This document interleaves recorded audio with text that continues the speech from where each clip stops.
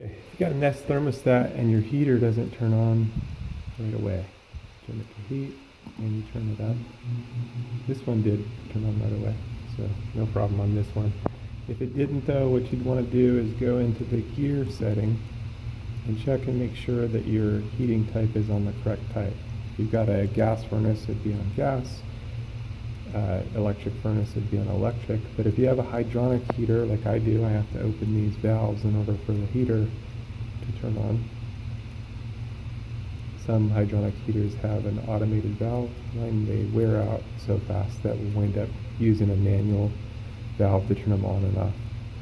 But what you do is go into equipment, hit continue, and then hit continue again, your system. Heating, cooling, fan should be listed. And then we're going to go to select heat type and make sure that's on electric. This one's on electric. If it wasn't, I'd click it on electric and we'd be all set. Got a forced air unit and it's done. Connect it out, that's a done deal. But I've found quite a few recently that were on a different setting and so the heater wouldn't kick on right away.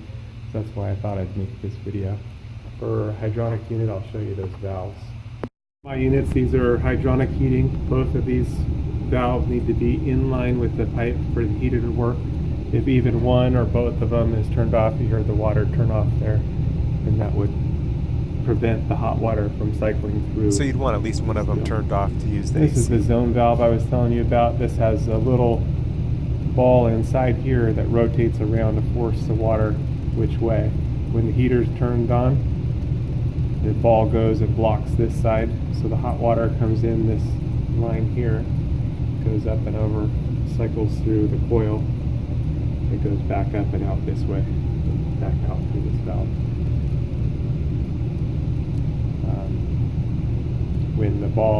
When the heater turns off, the ball would go to this side, and then that way the hot water would come through this side and go back out.